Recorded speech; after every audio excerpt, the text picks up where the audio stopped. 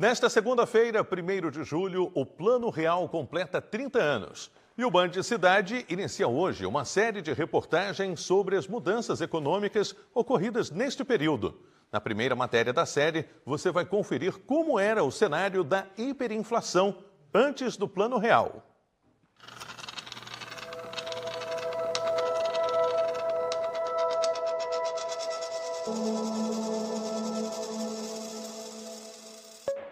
Primeiro de julho de 1994, nascia o Plano Real. Naquela época, o Brasil convivia com a hiperinflação e uma grande instabilidade econômica.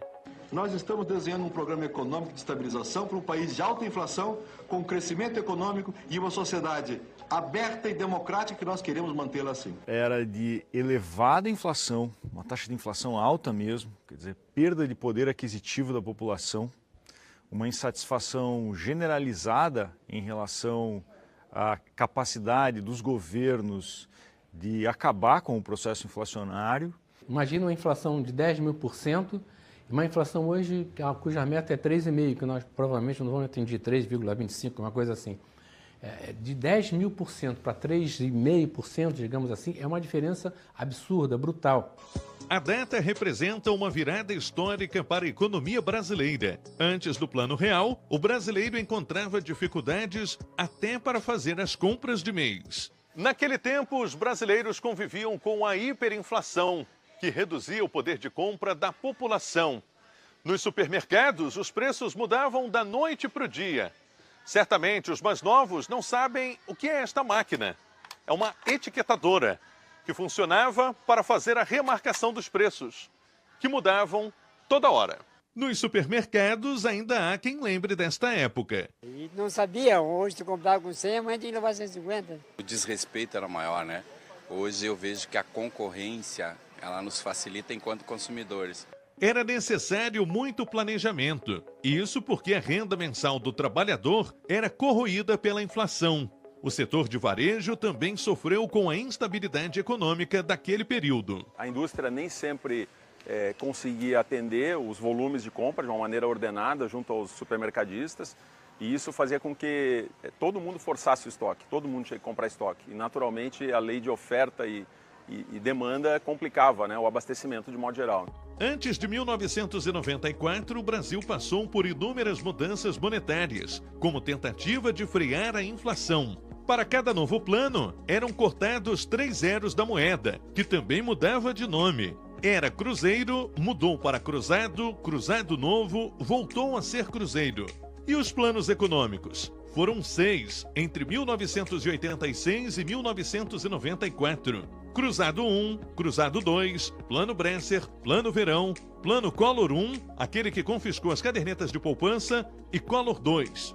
Eram tantas mudanças que confundiam a cabeça das pessoas. Tinha uma desorganização completa da economia brasileira, você não tinha uma perspectiva de poder fazer investimentos a médio e longo prazo, poder fazer um planejamento, poder estruturar um plano, seja para o investimento privado ou para o investimento público, era muito difícil.